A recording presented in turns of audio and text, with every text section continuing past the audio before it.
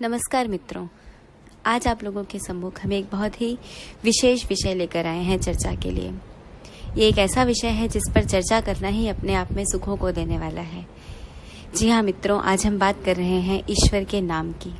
ऐसा कहा जाता है कि भगवान के नाम का उच्चारण, भगवान की चर्चा करना, भगवत चर्चा सत्संग है। और ये सत्संग जो है ये अपने आप में सारे फलों को देने वाला है।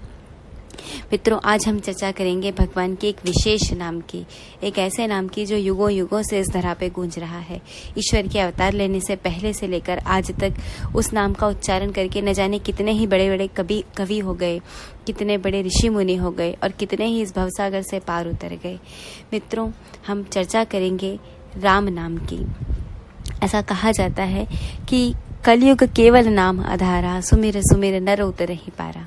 अर्थात कलयुग में मनुष्य को इस संसार सागर से पार होने के लिए जो एक ही सहारा है वह है ईश्वर का नाम। क्योंकि हम लोग सारे योग तप से विहीन हो चुके हैं, न मंत्रों का ज्ञान है, न तंत्र की साधना संभव है। जो आसरा सिर्फ बचा है वह ईश्वर के नाम का है। लेकिन मित्रों, यह भी कहा जाता है कि ईश्वर का जो नाम है ये अग्नि स्वरूप है। अर्थात इस नाम का जाप करने मात्र से हमारे जो सारे पाप हैं वो जलकर भस्म हो जाते हैं। और उसमें भी जो राम का नाम है इसका विशेष महत्व बताया गया है। तुलसीदास जी तो रामचरितमानस में यहाँ तक कह देते हैं कि रामहु न सकहि नाम गुण गाई। अर्थात स्वयं भगवान राम भी अपने नाम के गुण का वर्णन नहीं कर सकते, अपने नाम का महत्व नहीं बता सकते। इतना अधिक महत्व उनके नाम का है। यह भी कहा जाता है कि भोलेनाथ महादेव भी निरंतर राम नाम का ही जाप करते रहते हैं। तो इस राम शब्द का मतलब क्या है?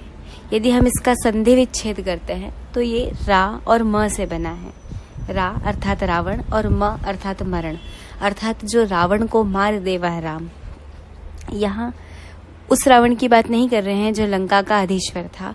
यहाँ हम बात कर रहे हैं अपने मन में जो रावण बसा हुआ है, हमारे अंदर के छल द्वेष काम क्रोध मोह, हमारे अंदर जो राक्षस है उस राक्षस का वध करने के लिए जो नाम है वह राम है।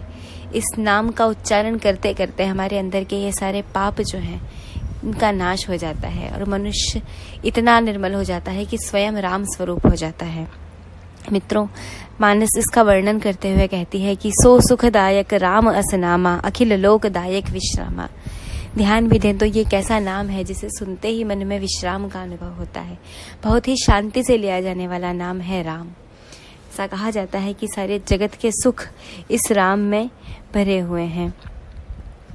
मित्रों, राम नाम का एक और अर्थ भी है कि रमन्ते योगिनः यस्मिन् तस्य राम नामः। अर्थात जिसमें योगी रमण करते हैं। और योगी ऐसा कहा जाता है कि शून्य में रमण करते हैं। अर्थात शून्य का अर्थ होता है विशाल, जहाँ कुछ नहीं हो और सब कुछ हो। तो राम का वही अर्थ हुआ। मित्रों, अब एक बात यह आती है कि इस नाम का जाप कैसे किया जाए। क्योंकि लगातार सोते बैठते उठते जागते जाप किया जाए या आसन मंत्र लेकर जाप किया जाए, दीक्षा ली जाए, नाम जाप के विषय में भी बहुत से मत प्रचलित हैं।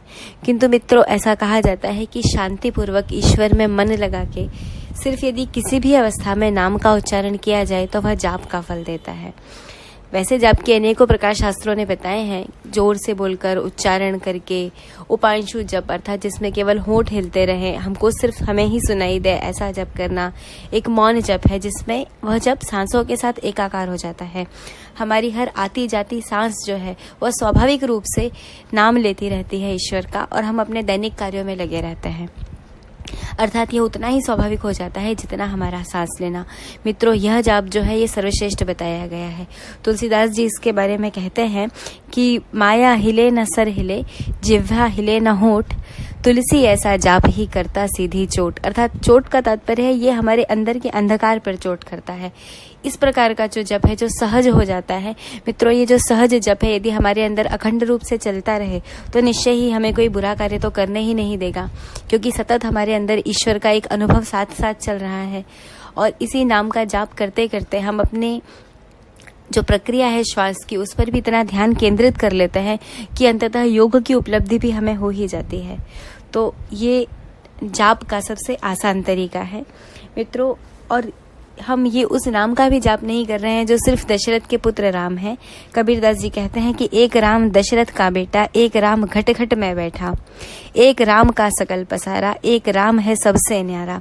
अर्थात एक राम ही संपूर्ण संसार में व्याप्त है। संसार में जो कुछ दिखता है वह राममय है, और एक राम ही है जो सबसे न्यारा है। अर्थात इन सब से अलग भी अगर कुछ है तो वह राम है।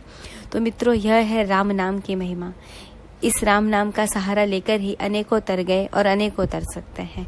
इसलिए राम का नाम लेते रहिए, यही कल्याणमय है। जय श्री राम।